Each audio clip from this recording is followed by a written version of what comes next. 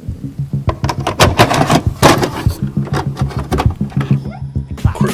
the first one to do that. I bet you never knew that. Back like a tailbone. Who you got the tail on? If it ain't about me, about whole D, about face. If you ain't on higher, learn it. The soda in the pot and the fire, burn it. This shit is so dope. You might wanna be my guest. This shit is so dope. You might wanna be my Dungeon Munchies. We're going to be reviewing this game. Is an action RPG side-scroller game that really caught me off guard. That has been developed by an indie company called Majaja. Every time I say Majaja, I think about Jabba the Hutt. And Taiwanese. You've been revived as a zombie in a massive underground complex. Aided by the undead necro chef Simmer, learn about what you can obtain to kill creatures and gain new powers. Craft powerful weapons and escape.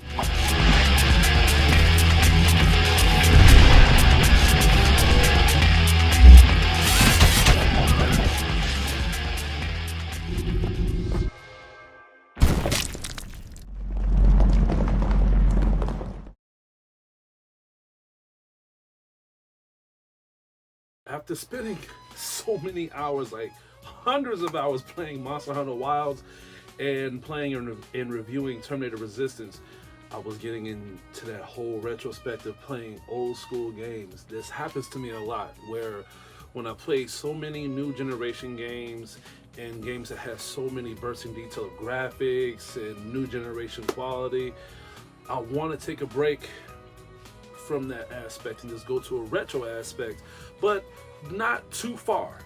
I wanted to see if there was any indie games that came out recently that have like a RPG 2D side-scrolling tone. And by me being new to the side-scrolling aspect and new to the platforming games, I was coming in with a grain of salt. But when I was looking at a lot of recommendations on Steam, a lot of people was talking about Dungeon Munchies, but not a lot of people have reviewed this game. And trust me, not only that this game needs to be talked about, it needs to be praised and recommended to a lot of RPG side-scroller and a lot of people that is into old retrospect of old school games. I am a fan of all these, and the fact that I did not know nothing about this game, and this game came out in 2019, but I think that's a PC release. I think this game came out recently on a PlayStation 5. I got the special. Ooh, don't want to mess up the. Anyway, by me getting the special edition of this game, it's very cheap. It's like $30 or $40 on Amazon. One of the cheapest special edition games I have ever freaking came across. It's worth it. And trust me, you do not want to miss out on this experience. What really pulled me in a lot was the fact that when the game starts, I thought it was going to have like an aspect tone of you understanding how you would end up dying and who you were when you were human. But no, the game starts off by you already waking up and you are a zombified corpse trying to find your way to just anything. You're a zombie, and zombies don't think. Zombies don't interact when it comes to common sense. So all you're left is the controls, learning the progression of the game and learning the combat maneuvers as you play. And what really pulled me in other than that was the fact that this game is very chill. I was playing this game and I was noticing the very chill aspect of the soundtrack of the game, and going forward into the game, I was noticing a lot of good songs, a lot of good tracks that was really pulling me into the whole game itself, which kind of disappointed me that this game didn't come with a soundtrack on a special edition. And pretty soon you are introduced to Simmer, the girl who shows up and she gives me this sort of imposement at one point, but no, she breaks the fourth wall, she cracks jokes, and at the same time she's a very emotionally balanced character. I like her a lot. In fact, she has grown into me to the point where every time I saw her, I got glued into the screen. She helps you. She is a chef who tells you a lot about what the game is replicating when it comes to your enjoyment, and at the same time she tells you what you need to do. I like her character because as she tells you the progression cycle of what you need to do and what you need to obtain, but you know more about her history and her little reasons of why she's helping you in the first place. But her major balance is by her being a chef, she tells you by you surviving in this post-apocalyptic world, she will help you and she will aid you by you killing your way through taking down these weird deformed enemies and these devil bats and these infected minions to gain materials, to gain these ingredients so she can cook them and so she can make buffs for your character so you can be stronger and so you won't take as much damage when you come across these bigger waves of enemies in these very, very tough platforming simulators. You come across other people as well that will aid you by you crafting weapons and other artillery so you can progress even easier into the game. What I like most about this game too is the fact that it's based on your intelligence ratio of how well do you know and how good you are when it comes to RPGs. When I was playing this game, it's like a balance of RPG and a balance of taking a breath of very intelligent RPGs. And what I mean by that is by you crafting buffs and by you obtaining weapons, these weapons have different varieties of how you're going to progress and play this game. You come across axes, daggers, crossbows, even guns and bazookas, but each of these weapons have like their own elemental ways of how you defeat these enemies. Some of them have lightning, some of them have fire, some of them have poison, and these buffs can obtain certain abilities for you to increase your stats so these enemies can die easily. You need to think very carefully of how you are going to make your builds of this game. And later on into the game, you do come across this list where you can save your builds as well, which I'm currently working on by me playing this on expert chef mode. And trust me, you need to progress through this game very carefully when it comes to knowing what the hell you're doing when it comes to you making your buffs and your builds. That's the strength of the RPG of this game. The weakness of it, which I can't really call it a weakness, but I think it's a breath of fresh air, is the fact there's no penalties of the buffs and the builds that you make. For example, if you come across an enemy that uses ice, you can kill the enemy using an ice weapon. And I thought it wouldn't really phase the enemy. I played Summoner so much to the point where I get penalized if I don't use the right builds right. But no, Dungeon Munchies and the developers and the producers know that this is going to be a chill game, that people like me are playing it for the chill aspect, even though it has its difficult perks. But I was enjoying this game from start to finish when it comes to me being rewarded and just me taking a breath of fresh air of just so many difficult games I've been coming across to lately. Speaking of the enemies, let's talk about the enemies. The enemies are stupidly well done. And in a creative way of just me laughing so much. I thought that this game, by me being a zombie, I was going to come across certain infected enemies and deformed creatures, which I have.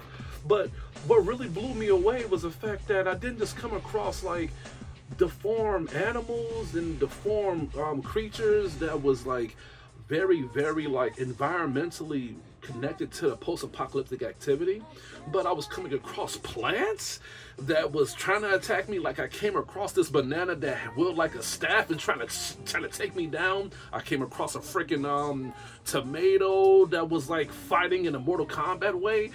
And I came across these watermelons that was shooting watermelon seeds. This game will make you laugh your ass off when it comes to fighting and coming across these enemies. And I just couldn't help but just be like, wow, what the fuck? What the hell? And it was a tongue-in-cheek moment that I really enjoyed.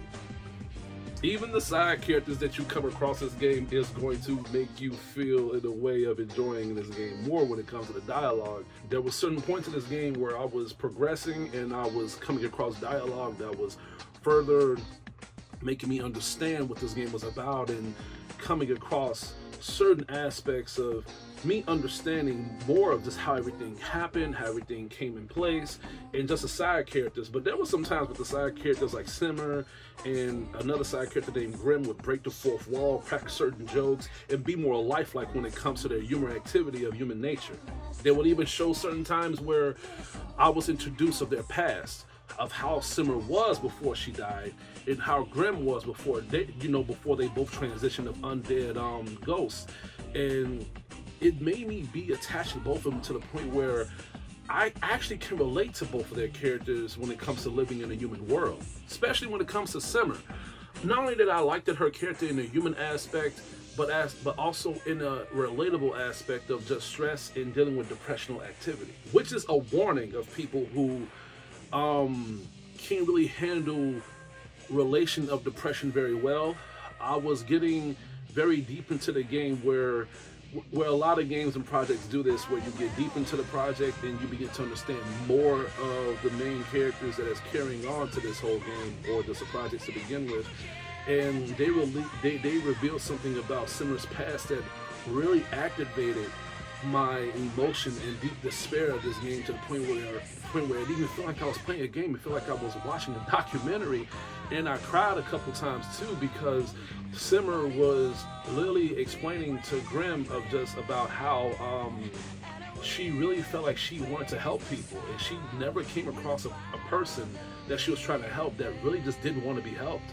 They just wanted to die. And the more she tried to help this person, the more this person felt tormented and felt as if he did not need it to live. And she really felt vulnerable at that point. And by her trying to help everybody out, she refused a lot to accept them, to the point where she wanted to accept that people just wanted to die. And it gave me that collision course of understanding human behavior. There are some people that just want their lives to end, and by this game being based on undead activity and ghost relations of human nature, it literally lets me understand that do ghosts really exist, and if they do they come in an emotional aspect of just thinking to themselves that maybe the people I do care about still think about me in ways where I shouldn't have left, or I shouldn't have died the way I did.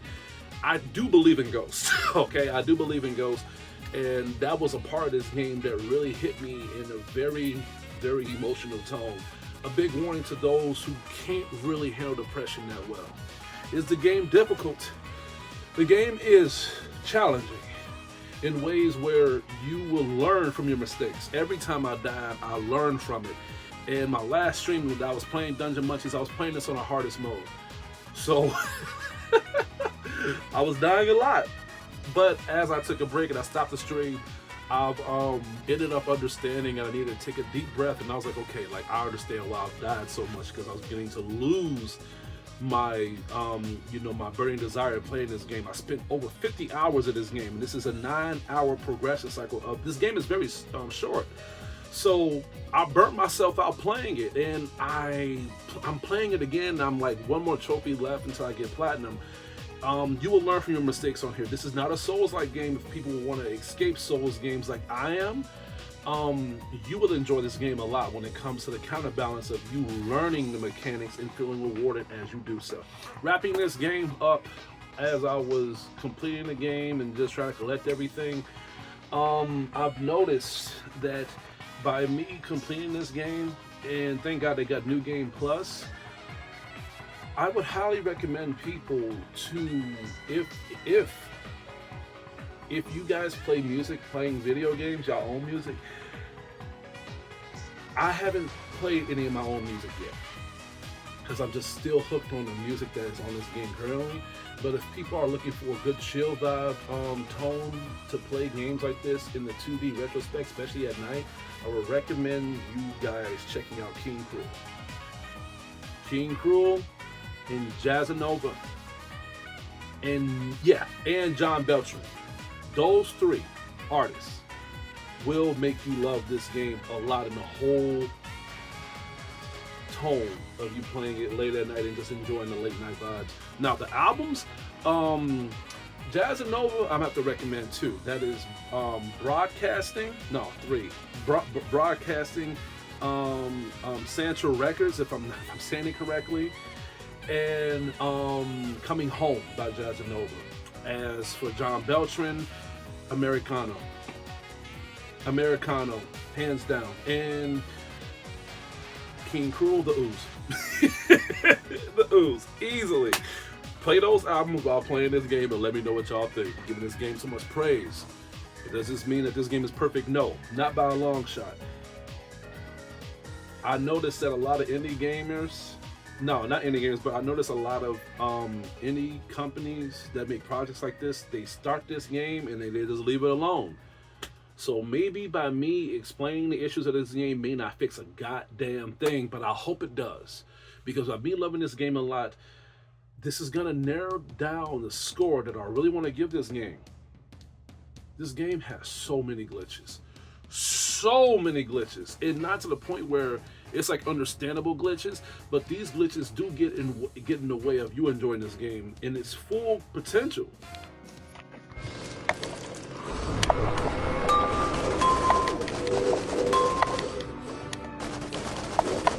Well, the Weepers are doing their job.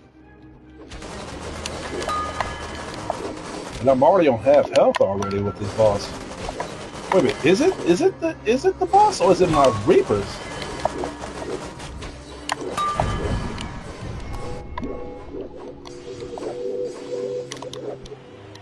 Wait a minute, where is my character?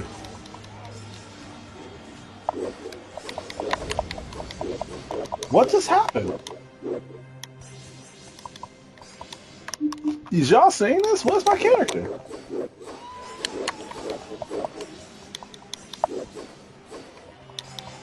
All this. I just glitched. I just glitched. I just glitched.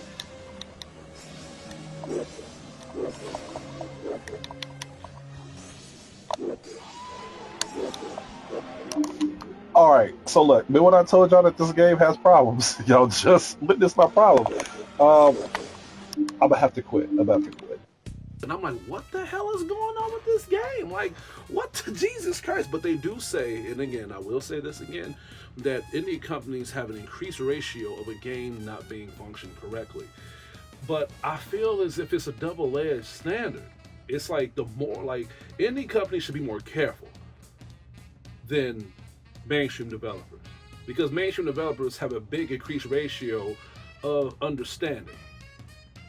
Indie companies, it's like that, but at the same time, you need to bring your A game because you have a big flaw standpoint of people overlooking your project, and this is a project again that I do not want people to look away from. Overall, this game was fantastic. I love this game from start to finish. I'm going to be streaming it soon. I'm going to be streaming it pretty soon because I want to show off my builds that I've been working on. I got like 4 builds, currently working on 5. And I'm literally stuck into a collision course of which build I want to just play this game to, play and progress with this game again. But yeah, that's all I have to say. Let's get to the rating of this project. I'm gonna have to give Dungeon Munchies a B-. Well, that's it. Guys, like always, that's all I have to say for today. Please stay tuned for upcoming reviews and videos headed your way. This is Hugo, your critic teacher, and I hope you all have a good day.